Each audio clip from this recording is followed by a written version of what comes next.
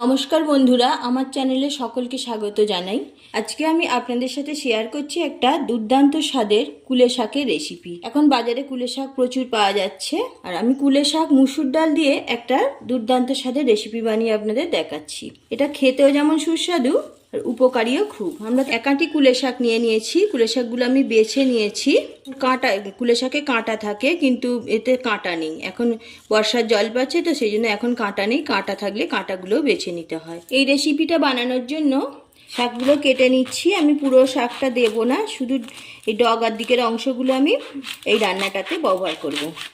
এগুলো কেটে খুব ভালো করে পরিষ্কার করে ধুয়ে মিহি করে কেটে নেব।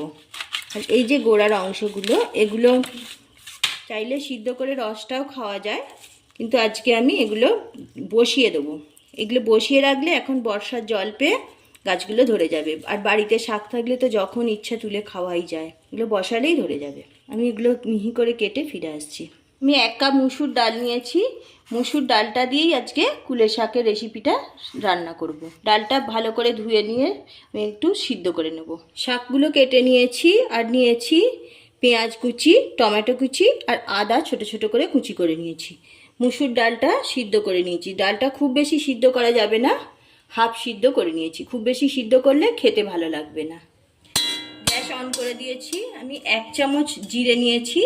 জিরেটা একটু ভেজে নিচ্ছি। কয়েক সেকেন্ড নাড়াচাড়া করে জিরেটা ভেজে নিয়েছি। জিরেটা নামিয়ে নিচ্ছি। কড়াইতে দিয়ে দিচ্ছি সর্ষের তেল। দিয়ে দিচ্ছি একটা তেজপাতা, একটা শুকনো লঙ্কা, কালো জিরে, পেঁয়াজ কুচি। পেঁয়াজটা ভাজা হতে হতে আমি জিরেটা গুঁড়ো করে নিচ্ছি। জিরেটা গুঁড়ো হয়ে গেছে। আদা কুচি, আদা পেঁয়াজ ভাজা ভাজা হয়ে গেছে। দিয়ে দিলাম টমেটো কুচি। ভালোভাবে ভাজা হয়ে গেছে। কেটে রাখা শাকগুলো দিয়ে দিচ্ছি। নাড়াচাড়া করে ভেজে দিচ্ছি। পরিমাণ মতো নুন দিয়ে দিচ্ছি। এবার একটু নাড়াচাড়া করে শাকগুলো ভেজে নিচ্ছি। শাকগুলো খুব বেশি ভাজবো না, 1 মিনিট মতো নাড়াচাড়া করে নেব।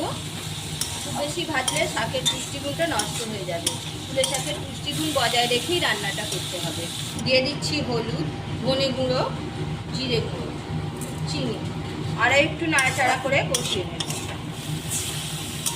মশলার সাথে শাকটা ভালোভাবে কষিয়ে নিয়েছি। এবার সিদ্ধ করে রাখা মুসুর ডাল দিয়ে দিচ্ছি। ডালের বাটিটা ধুয়ে জলটা দিয়ে দিচ্ছি। এবার আরও কিছুক্ষণ কষিয়ে নেব। দিয়ে দিচ্ছি কাঁচা লঙ্কা, 2 কাঁচা লঙ্কা দিয়ে দিয়েছি। একটু জল দেব, খুব বেশি জল দেব না। এবার ঢাকনা দিয়ে আরও কিছুক্ষণ রান্না হতে দেব। দেখুন আমার শাক ডাল দুটোই খুব ভালোভাবে সিদ্ধ হয়ে গেছে। আমি গ্যাসটা অফ করে দিচ্ছি।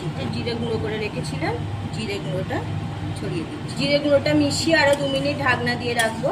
তো এইভাবে আপনারা কুলের শাক একবার বানিয়ে দেখুন, আশা করছি আপনাদেরও ভালো লাগবে।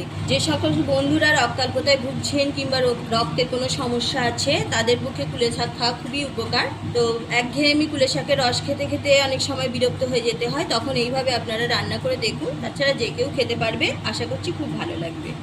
রেসিপি ভালো লাগলে লাইক শেয়ার করবেন, কমেন্ট করে জানাবেন কেমন হয়েছে। চ্যানেলটা সাবস্ক্রাইব করে পাশে থাকবেন। পাশে থাকা বেল আইকন প্রেস করুন, যে কোনো ভিডিও আপলোড হলে আপনার কাছে পৌঁছে যায়। আমি একটা পাত্রে নামিয়ে নিয়েছি। কুলেখাড়ার এই সুস্বাদু রেসিপি গরম ভাতের সাথে খেতে দারুণ লাগে। ভালো থাকুন, সুস্থ থাকুন। আজ এই পর্যন্ত।